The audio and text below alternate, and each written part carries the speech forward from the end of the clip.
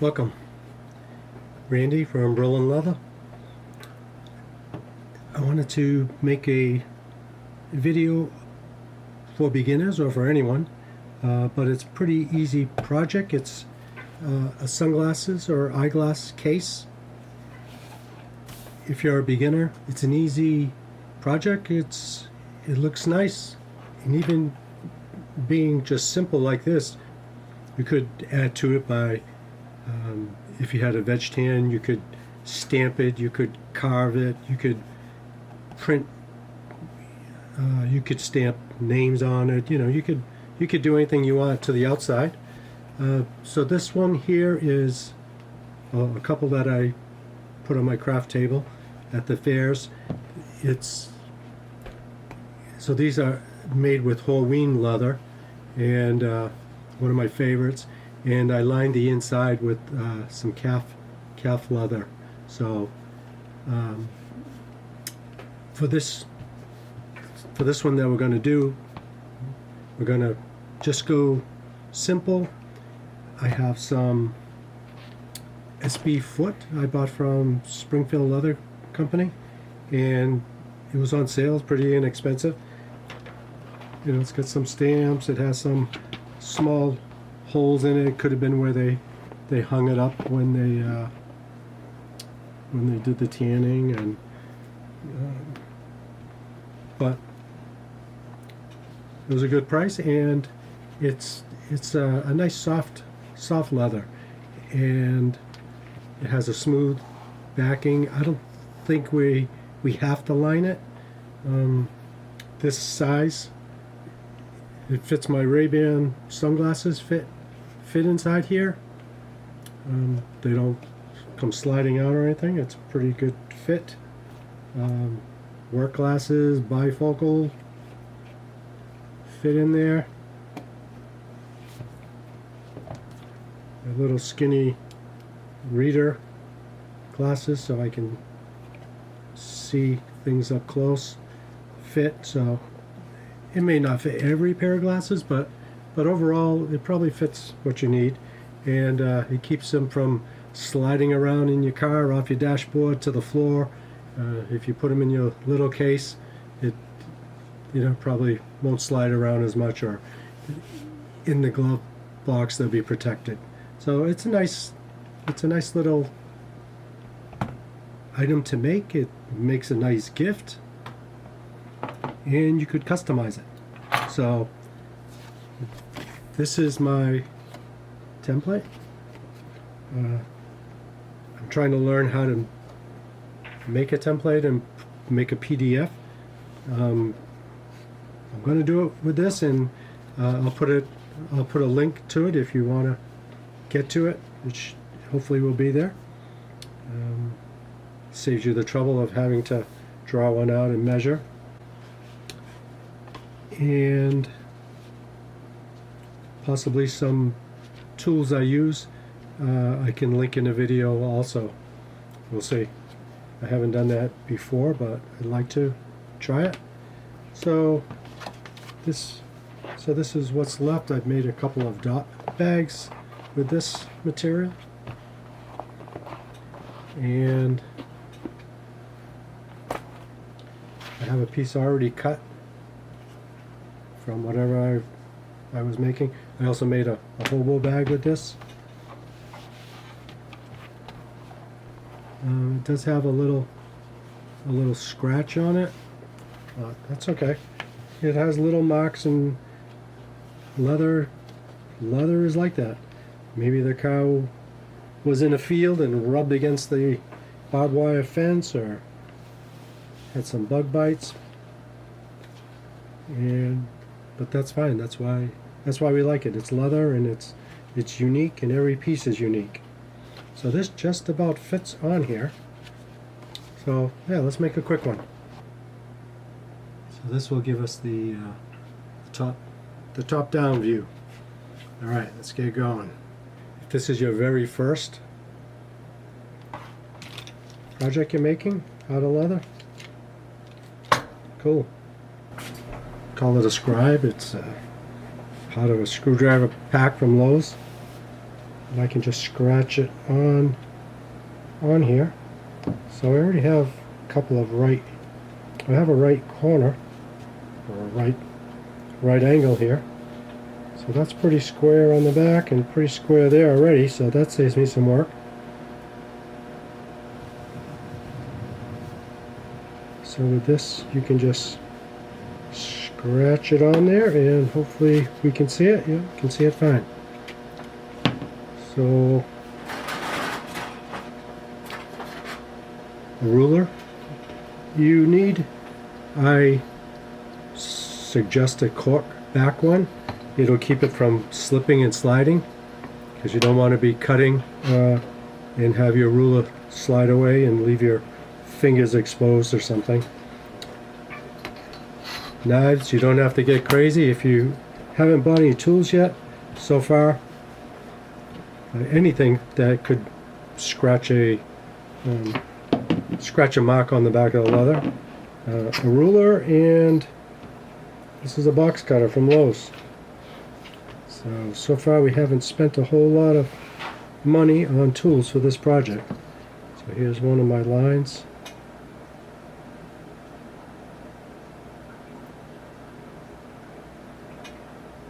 Sorry, the reflection from the light sometimes is a little tough.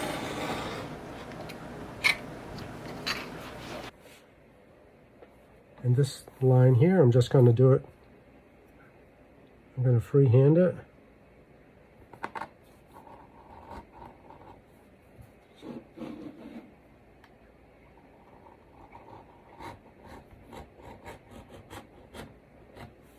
Always keep your hands behind the blade, just in case your blade slips. You don't want it to be coming and cutting you. That is not fun. And okay, so hopefully you can see it.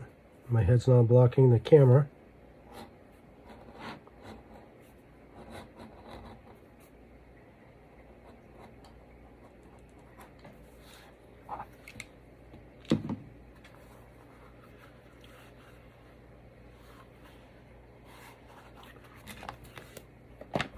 So here's all the material that you need. You have basically 8 inches by 7. You bought a 1 square foot piece, you'd be in business. So you can use, or you could buy punches that cut angles. But if you haven't bought anything, you don't have to either. A cutting mat is a good purchase. You could use that, or you could get by with a kitchen cutting board. That would be fine also.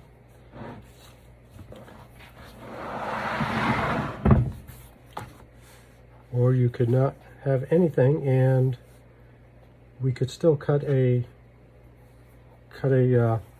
curve on the back of here.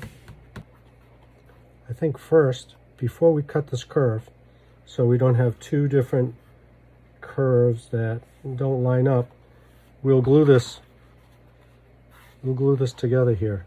So we're not going to glue the outside. If you were going to line it like I did on this, you could glue and then stitch this piece here so the lining is stitched to the exterior, and then fold it over and then do the stitch for the remainder and leave this open.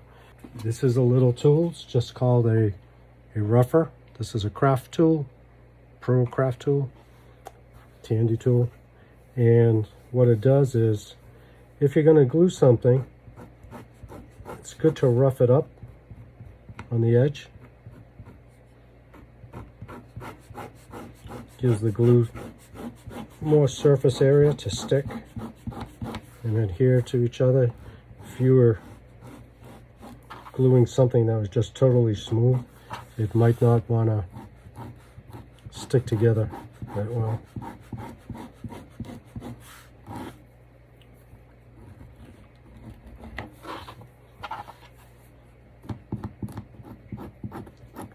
There's a lot of different glues.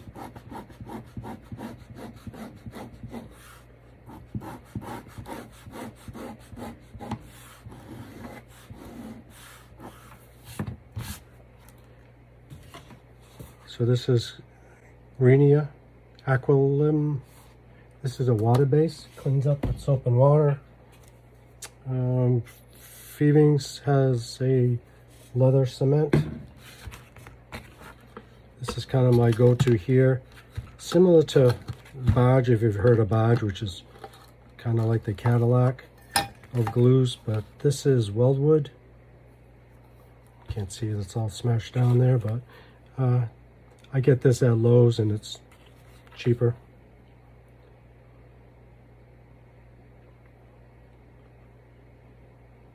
Have some ventilation where you're working. This stuff is strong. It's not really great for you.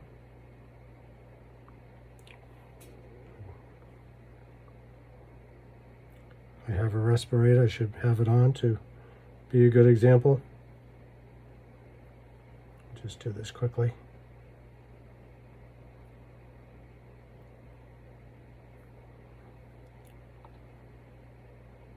You don't have to goop it up too much. The stuff works pretty good.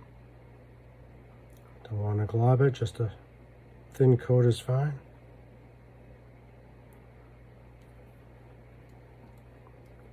Sometimes I'll go over it twice.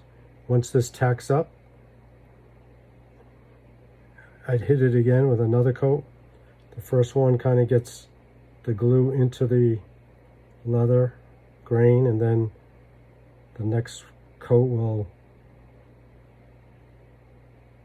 be sitting on top to grab onto the other side. And we'll just do one today. I've done one plenty of times and it's been enough.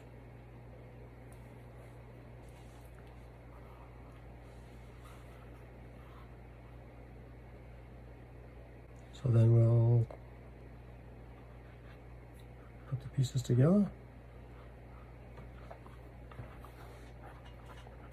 One thing with this cement, doesn't give you a whole lot of chances to fix. So it's best to try to get it in the first shot. You can tap your glued area.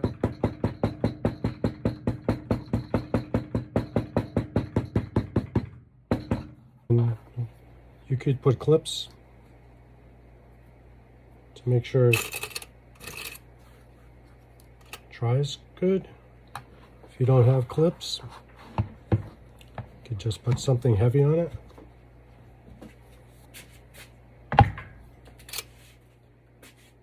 Okay, so I didn't let that dry too long, but I want to get this show on the road. It's almost 11 p.m. So after you glue your two sides together, there's a good chance that it isn't perfect. There's a little edge showing, so you could trim it up now. You could sand it smooth so the two sides are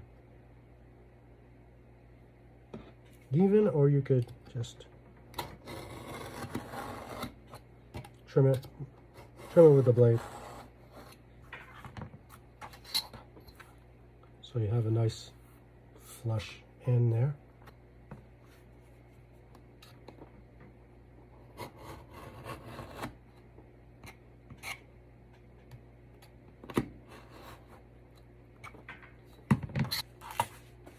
If you have a skiving knife, you could use it to curve this edge. If you have a tool like this, you could put it on the cutting board and put this on the edge like this and give it a tap and cut it. And if you have neither, you could, like a washer, and trim the edge with that.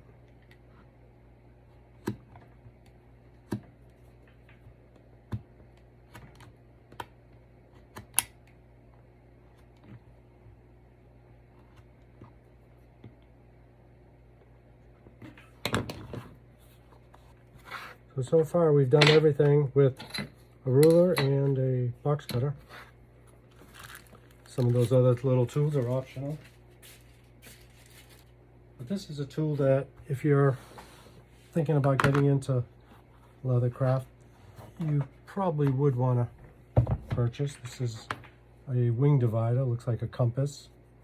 But what this does is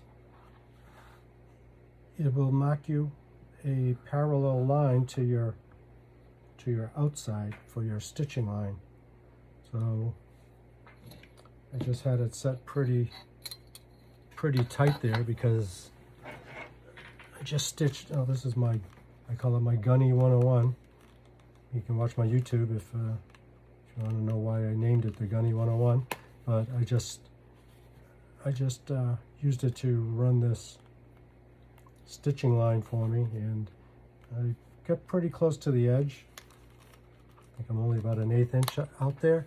I wouldn't suggest that as a beginner. I'd go, let's see what I do here. I'm guessing 3/8 maybe. Just a hair more than where I just put it. It's close. I mean 3/8, I mean 3/16, and that's what it is. So that's kind of my norm. So we'll keep it there. So with this, I'm just going to kind of scratch this line here so I know where to bang my pricking iron to make my stitching line.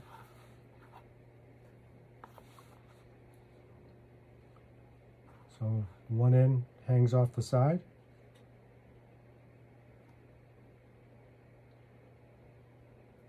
This material is pretty soft. Let me scoop my chair over here. Almost out of the picture.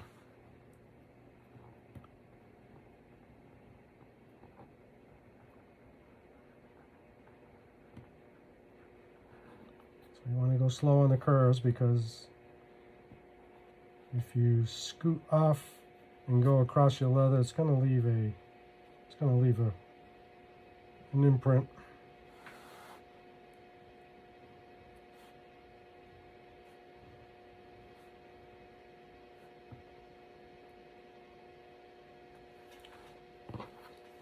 So I can see that line.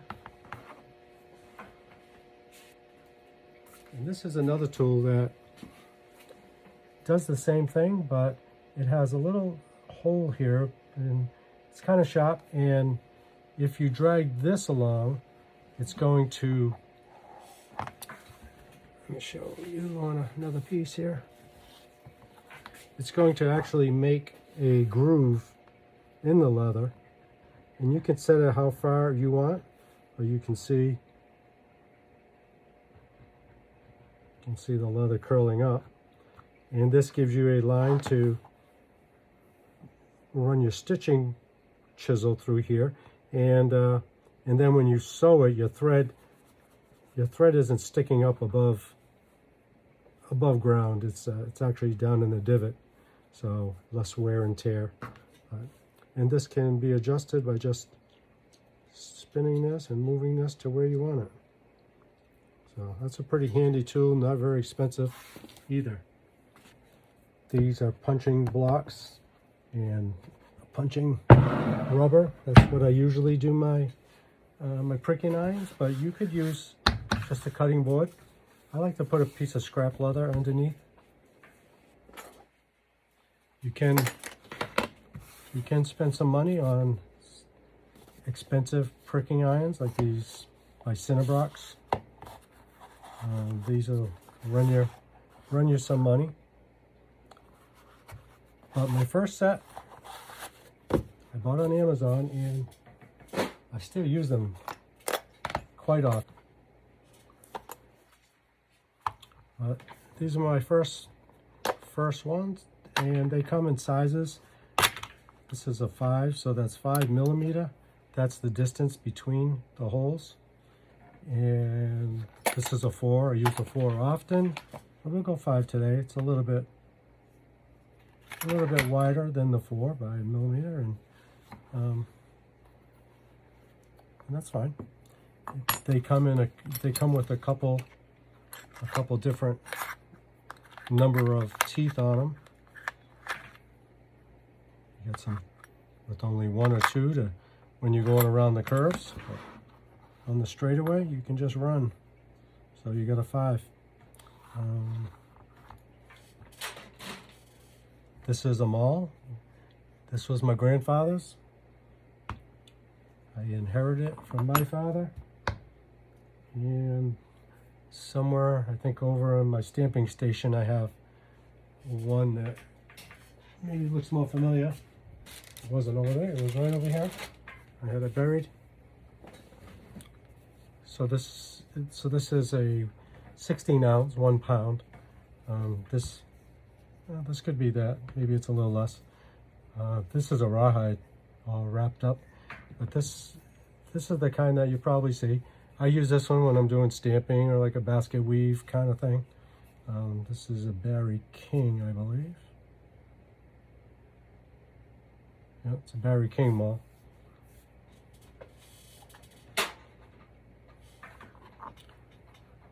So I like to work from away toward myself, and I like to be able to see my line. Like I can look up here and see how I'm doing. If I'm going off, I want to try to stay on this line. So I'm going to get close to the end. I'm going to put this right on the line, and I'm going to keep it straight up and down. Give it a tap. I'm just barely going through. So I have gone through. You can almost go through, or you can go through all the way, whatever your preference is. You could just mark some lines and then use a stitching awl to complete your hole through. But for now, as a beginner, we'll just go like this. So I'm going to put this tine into the previous hole, so I am sure to have a straight line. I could go back even 2, put 2 tines in, make sure I'm straight.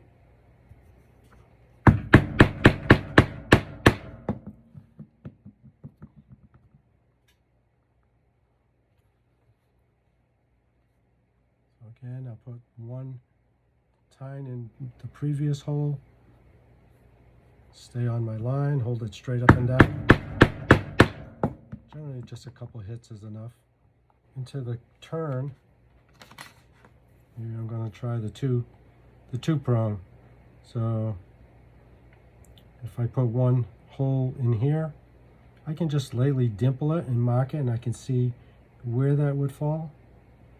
And I can either hit one here and then do another, or I dimpled it and I can see it, and I can put 1 tine there and 1 still on the line but a little bit on the radius, and just put the 2 together there. And then again, I can just dimple it and see where the next one should fall. I can see that. I'm going to turn, so I keep coming toward myself. I go back to the 5 prong. The first one where I made the mark.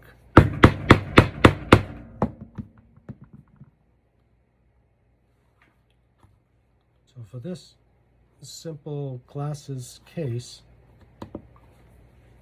that's all the stitching holes that I'm going to need. So I'm using John James 002. And you need 2 of them. For the length of thread, 1 time, kind of put it along it and get a little measurement there. And then that's not going to be enough. You're going to have to do this times 4 minimum. There's 2, 3, 4, and I like to go a little bit extra because I don't want to run out while I'm going. If you were doing a few layers and it was thick, you'd have to you'd have to have more than the 4 times.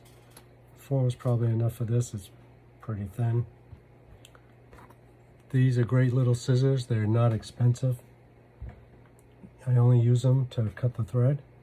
I like to cut it on a little angle because my eyes aren't that great. And I gotta focus to find that hole, but pull it through the needle, give yourself some extra, and then pierce it and bring it through the needle again. Slide your tail down, and then just bring it, pull this right over your main thread and tighten it up, and that's locked on there. Never falls off on me. And then for saddle stitch, you have to do a needle on each side of your thread. Same thing.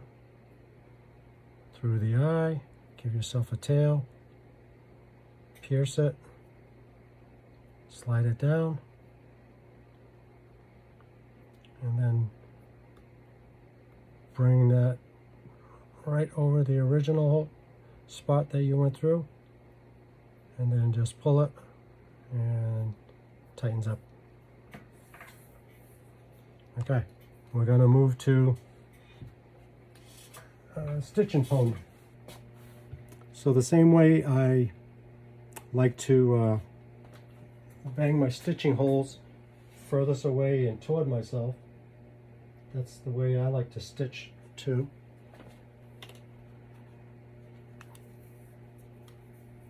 So first, bring your thread through the first hole and pull an even amount on each side.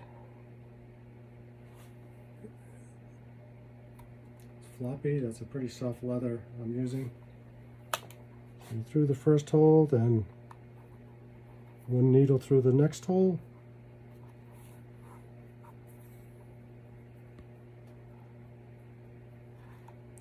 I do a cross, pull it through,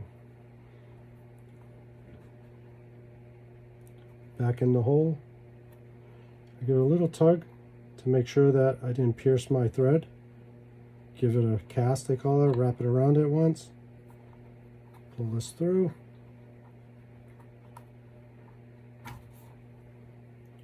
Then pull both of your needles at the same time.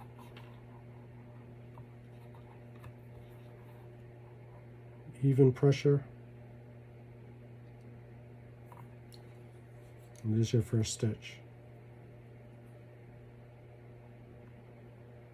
Same thing, continue through the next hole. I do the cross. I don't know, there's plenty of ways to do saddle stitching. Back in the hole with the other needle that you were holding, pull it a little, make sure you didn't pierce your thread, and then pull that out.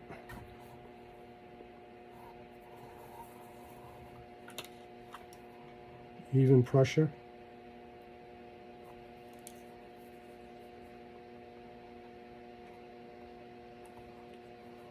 And the hole, cross.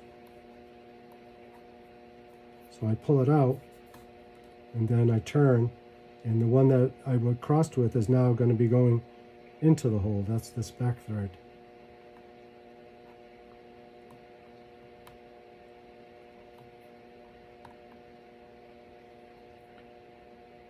If you pierce your thread in here, you hit the first thread, it's a nightmare, so you don't want to do that. So if you pull it and it pulls smoothly, then you know you're good. So because there's 2 threads going through that hole. When I'm pulling this thread to the back of the hole so I can bring my other needle to the other side of the hole, so there's less chance of me jabbing into the thread that's sitting in the hole. If that makes sense.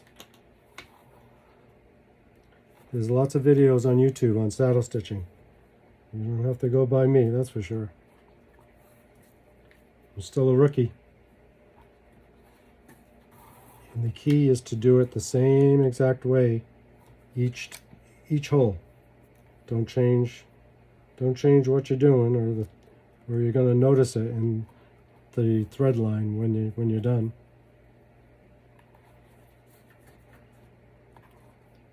So this is a simple project. You get to do a couple of different tasks that if you continue doing Leathercraft, you'll be doing this on every project you do. You'll be measuring, cutting, stitching.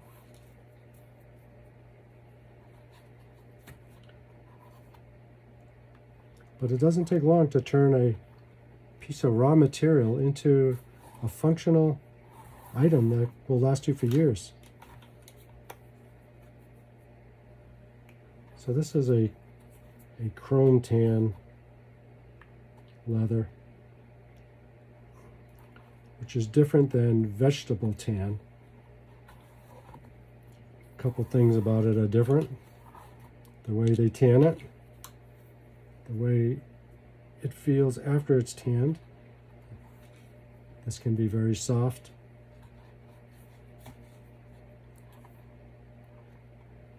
It's usually less expensive than vegetable tan because the tanning process is quick, not as time consuming as vegetable tan. So that's one reason why it could be cheaper. It comes in lots of colors and lots of different feels to it and looks. But you can't stamp it. You can't stamp your logo in it. You can't stamp any lettering into it. You can't make designs or basket weave if that's what you were thinking. You can with a vegetable tan.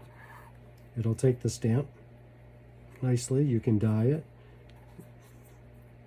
There are more options, but chrome tan, you're not going to dye it, you're not going to stamp it. And you're not going to be able to burnish the edges. By burnishing, I mean getting a smooth edge like this with toconol and a burnisher, which is this, a small one. It's just a piece of wood that you use to go along the edges with some toconol, and it gives it a nice smooth. Chrome tan, you're not going to be able to do it. A lot of times chrome tan edges, they'll thin them down and turn them in so you have a turned edge. But an open edge like this, we can paint the edge. That's our, well, we could just leave it open and raw. Yeah, so this edge here, we'll have to just hit it with some edge paint, which is fine. And what that'll do is seal the grains on the edge so that they're not just raw and accepting moisture easily, and kind of seat them down. So like I said, I like to stitch away from me and come toward myself, and as I'm going I keep moving this out.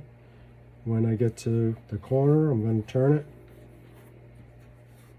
and continue stitching. When I get to the end, I'm gonna click out because my battery's probably getting pretty low.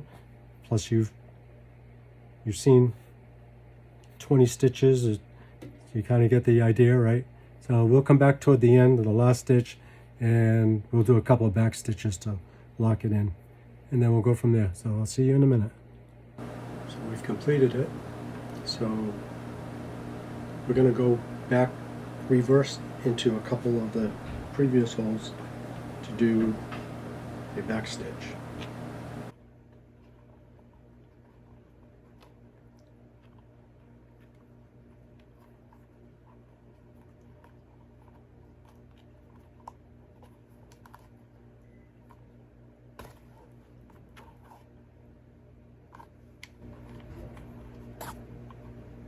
A little harder to pull through because you already have a couple of thread lines going through there. Now you're adding a couple more. But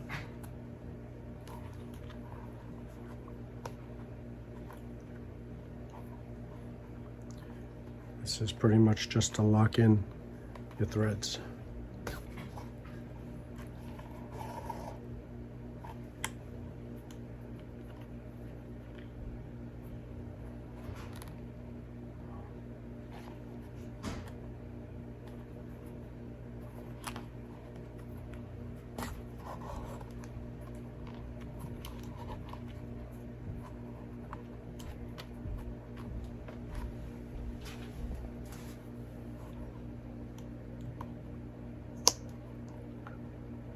Snip them as close as you can. They do have little tools like the little zapper that is battery operated and will singe these flush. But you can use a lighter. Just give it a little second there. And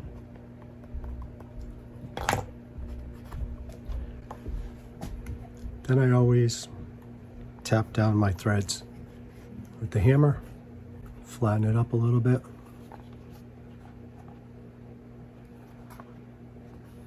Seeing as we didn't cut a groove for the thread to sit in, at least we'll tap them down. So. Suited for it.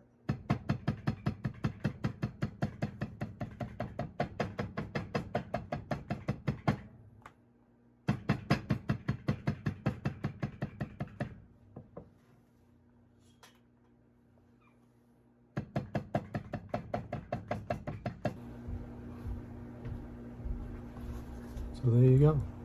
You just created your simple eyeglass case. Now if you want to fine tune it, we did run the blade across here, but it's a little jagged. We could run some sandpaper here. And also when we brought these two together, one is sticking out more than the other, so we'll trim that. Sometimes instead of trying to curve your blade, you can just make straight lines. All straight cuts and just turn your item. Lots of straight cuts do the same thing as doing a curved. So you have just little straight cuts. Grab some sandpaper.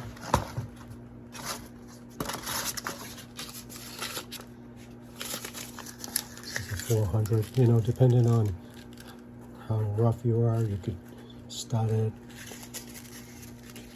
200, 300, 320, whatever it is.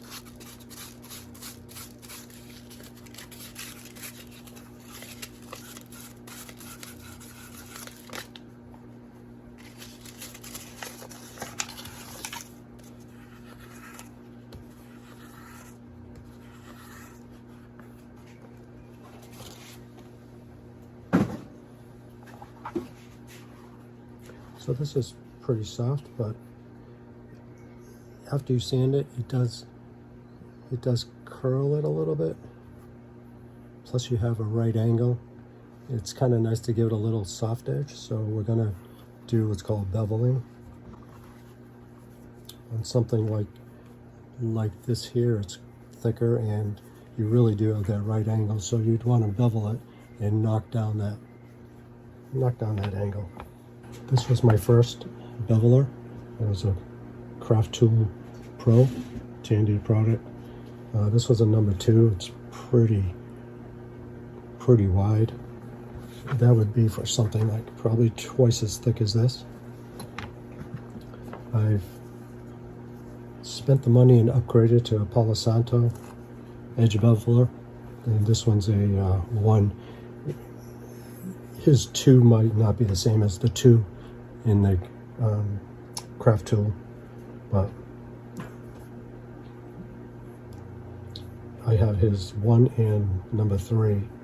So I use the 1 a lot on smaller items like this. I'm doing wallets and finer things. So this here, see, it's got a little little V groove. You can see it better on this. But what this is going to do is cut this, take down this bevel edge. You can see it's cutting the edge. You get a little pigtail of material.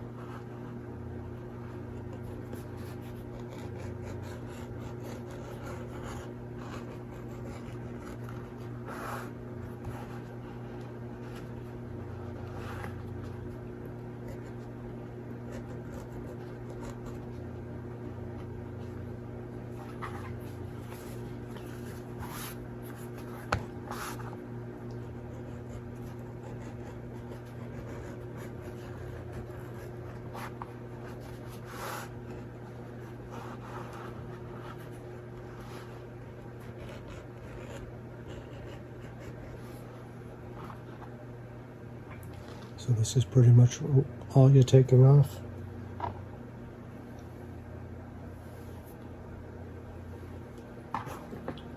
But it does give that a softer edge. Now, normally, if this was a veg tan leather, I could use Tokonol. It's a dressing for the edges. Seals the edges, smooths them.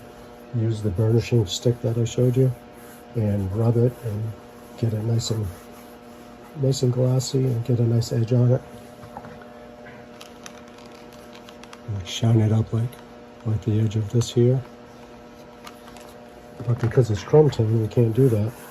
But we can run an edge paint to seal the edges. So what I have is Giarnardi product. I got this from Buckle Guy. And one of them is a base coat. We'll put that first. And then we'll go back with same brand product. And we'll use this light brown. Because that's what I have. And I'm going to use this. I have two of these. I have another one with a cone shape. But this is on a ball bearing, and it's a roller, and it works pretty well for putting paints on. You can use the nice straight edge on the on your awl or whatever you have similar to this. So to me, this is like doing your paint primer when you're painting around the house.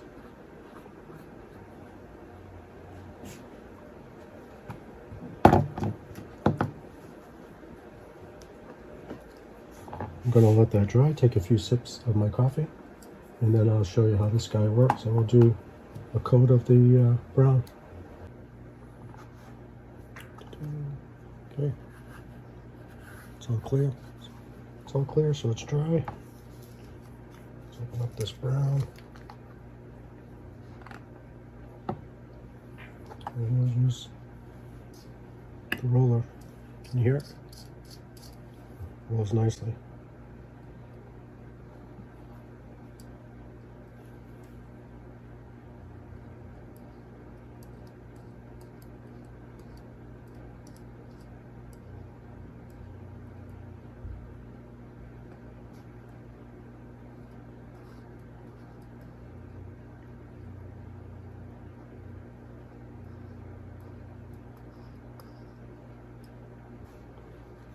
So this is drying, but pretty much chrome tan, you would put a painted edge. So that's the sunglasses or reading glasses case. Unlined. If you did want to line it, you could. When it was open like this, I would stitch the top part here first, and then close it and glue it, and then once it's like this, then stitch this part. It'd be tough to stitch around in here once it's closed up. And also, if you had a liner, and if your outer layer was a little bit thick, that might make this a little bit tighter. If you're a beginner, so this was what, 3/16 of an inch. We put this thread line. I want to go any closer. If you're going thicker, sometimes when you're putting the pricking iron and you're hitting it, there's a chance, if you're not perfectly straight with thick material, it might want to twist a little, and you could come out the sides and one side be where you think it is and the other side being too close to the edge. And so I would leave, say, that distance for a stitching line. I'm going to try to make a PDF of this, and I'm probably not even going to put a stitching line. You can put what you feel. I think 1/4 inch is too much. Maybe it's good on a bag or something, but some small like this, we did 3/16. I think that's good. If you wanted to go 1/8 of an inch and you felt okay doing that, then you could just do that, but it's just going to be making the L shape. So the PDF probably won't have the stitching line on it. Maybe it will. I don't know. We'll see how I do with that. If you like these little beginner projects, check out this video, and maybe it's another one that you might like to give a try. So let me know how you do if you try this, and if you find it useful. I think it is.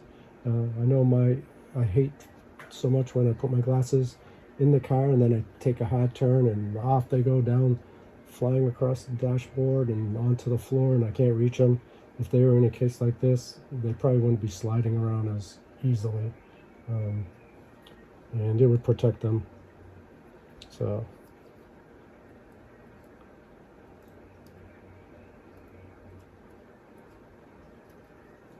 like I said, this edge paint, you could give it a light sanding and give it another coat. And we'll just make it look that much smoother.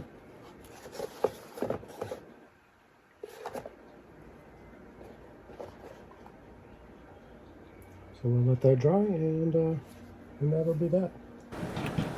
If you haven't subscribed to my channel, hit the subscribe, hit the thumbs up, all that good stuff. It helps out, and I would appreciate that. And I'll see you in the next video. All right, have a great day. Thanks.